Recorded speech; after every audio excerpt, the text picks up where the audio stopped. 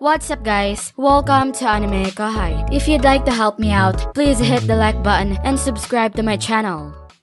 Does this mean you can use Soul Corridor to connect me to Velgrund and convert her into an ultimate skill like Veldora? Is that even conceivable? No worries. The current Sir Rimuru is on par with or better than the true dragon race in terms of magicules. It is feasible to take in Velgrund. But if I do that, I might be robbing Velgrund of her own free will? I couldn't truly make Veldora do anything. He had to agree to work with me when I asked him for a favor. Veldora, on the other hand, does anything he wants. He is willing to sell me out to protect himself, like he is doing right now.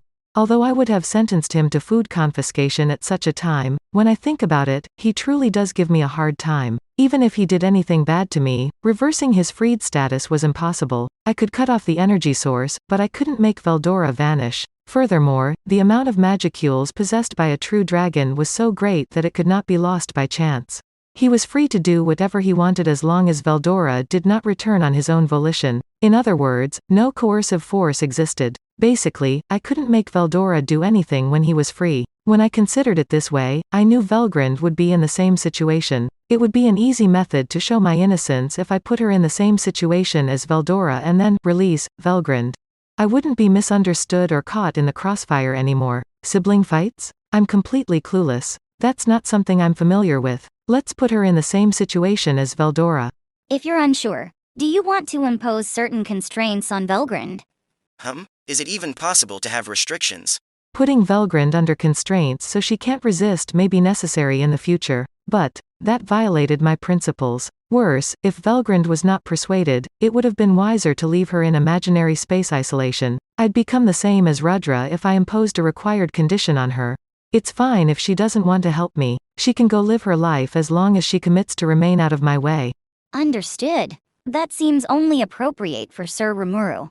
The plan had been made. It was now time to get to work. I would begin with a greeting. Hello, Velgrund. How are you doing? Are you Rimuru? Stop fooling around! Let me out of here right now!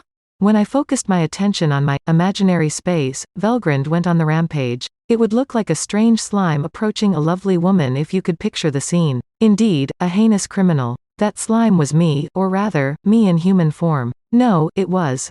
A lovely girl, perhaps 16 years old, was now approaching a beautiful woman. The mood was eerie, yet it couldn't be avoided. This was also to demonstrate my innocence.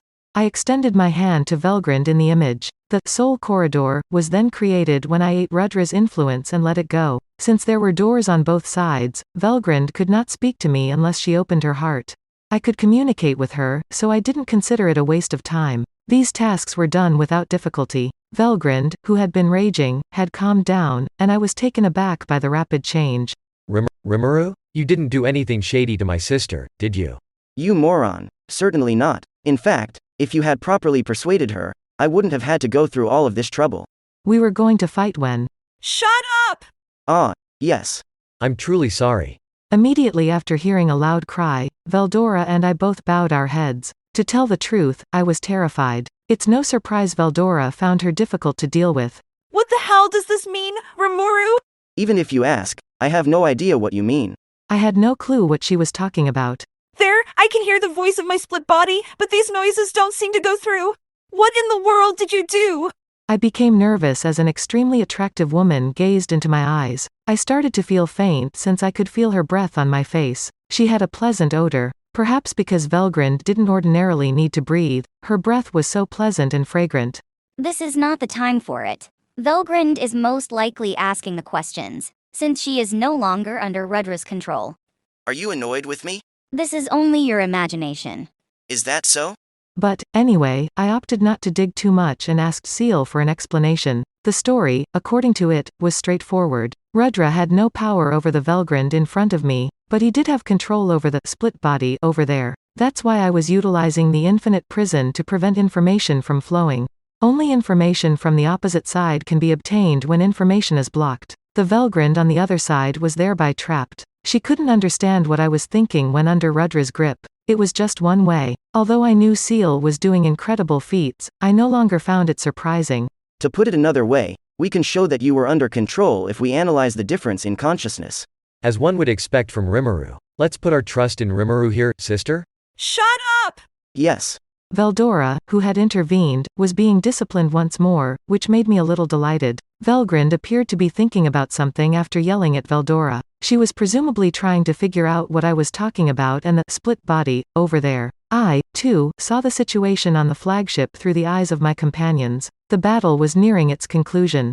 And something had just transpired to corroborate Velgrund's suspicions. Velgrund was surrounded by my buddies. This may have appeared a little cowardly to those who were unfamiliar with the circumstances. Even if Velgrund was weak, it would be impossible to defeat her even if they all challenged her at the same time. Regardless, Velgrund's foreign space was being torn apart and was on the verge of collapsing. Diablo appeared and easily destroyed it just as I thought it was ready to collapse. The primordial black! It's Diablo. If I wasn't around, he'd do a good job. That man hands me his snacks. He appeals to me. This guy has been bribed. Therefore, I find it impossible to believe any praise Veldora gives Diablo. I kept thinking about that as I observed the scene and saw Velgrund step back to defend Rudra. Despite the circumstances, Rudra stayed calm in his chair. That took a lot of guts. Confidence, perhaps? One person moved first when they saw Rudra in this position. She fired the golden pistol at Rudra without hesitation. And what about that bullet? Isn't that the move that made me weak? A judgment bullet? Kondu can only fire the strongest bullet once per day. How can the yellow primordial? Seal had told me about the details. Her name is Carrera. Apparently, she defeated Kondu and was tasked with defeating Rudra. I didn't expect Kondu. Velgrund mumbled as I finished explaining. The scenario progressed, leaving the befuddled Velgrund behind. Rudra! Yelled the other Velgrund, standing in front of Rudra with her arms extended as if to shield him. The mere fact that she was able to make it to Rudra in time with a divine bullet demonstrated her monstrous physical abilities. However, the judgment bullet was not nearly as effective. On impact, it severed Velgrund's right arm at the shoulder and struck Rudra without diminishing its strength. However, surprisingly, Rudra suffered no physical harm. His face was comfortable as if he knew Carrera's onslaught would be futile. What was it? How did he neutralize that attack? I'm not sure. I caught a peek of the barrier, but I don't think it was strong enough to entirely negate it. The sight took Veldora and me by surprise. Velgrund also muttered, "Why?" as she collapsed to the ground. What's going on, sister? Velgrund spoke quietly to the terrified Veldora. Your pal was correct. Rudra had complete control over me. Velgrund realized this and told me about Rudra. She claimed that Rudra was protected because of his unbreakable defense. That defense was unbreakable and could not be dismantled by anyone. However, there was a catch. The source of energy was the loyalty of the subjects and subordinates to the Emperor, and there had to be people who were faithful to the Emperor. There was a downside after that. Despite the fact that this defense was perfect and constantly in place, Rudra was unable to perform any actions while it was activated. This was the pride of the ultimate skill, just as King Michael, the castle guard. It was nearly invincible, as evidenced by the fact that it had deflected Carrera's judgment bullet. The skill's user could not attack while it was active, but he might delegate those duties to his subordinates. If he had that much power, he wouldn't have required my sister to protect him. Yes, I thought so as well. Yes! Velgrund replied.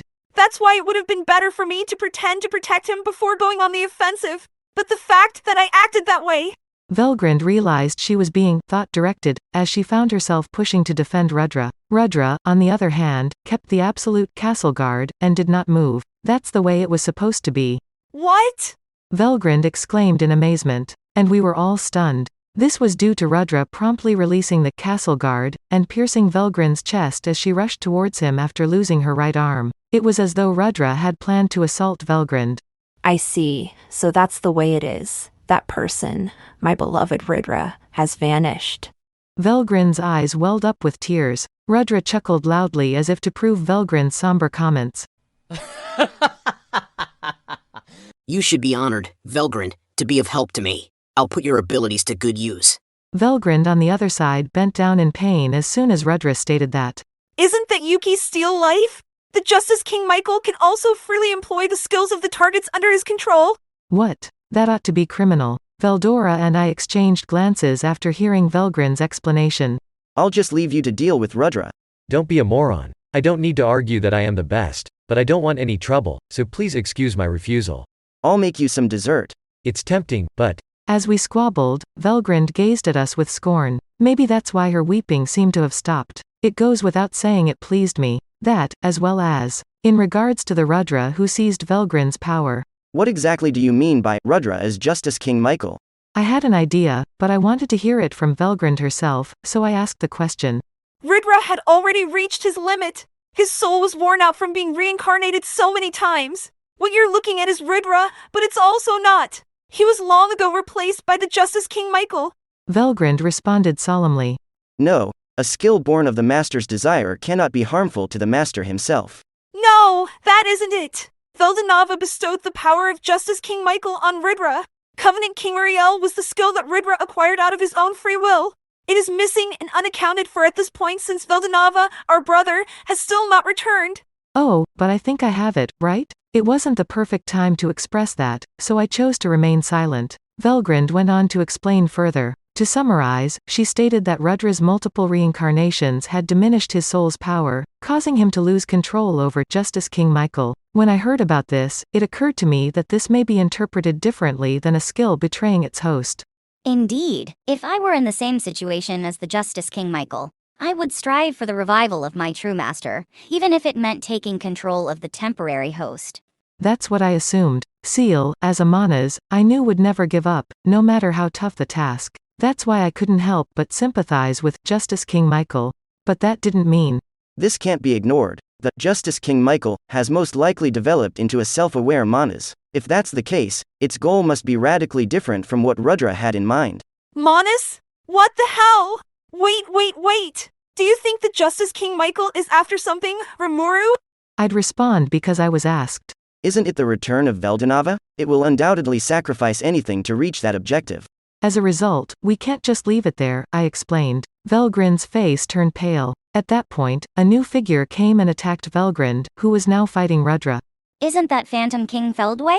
He was disregarded because it was determined that Diablo could not defeat him. But it appears that he abandoned his allies and returned. If Diablo couldn't defeat him, he must be an extremely powerful man. Still, it seemed like Diablo just wanted to relax, or was that just my imagination? But never mind. Feldway, like a terrible antagonist, was attacking Velgrind with spatial domination, which even an awakened demon lord struggled to resist. Velgrind, who was injured and feeble, did not appear to have the strength to oppose it. That's it for this video, guys. Thank you for always watching my videos and supporting my channel. A big thanks to the AnimeKouhai patrons who made this video possible. Ruben, Luis Cairo, Yuki Iki, Pedro Robles, Chris Jr., Isaac, Koala King 93, Paul DeGrassi, Little 95, Havox, Speed Saber, James Waters, Dijo, Mose Chaudhary. Thank you so much for helping out. I'll see you guys in the next video.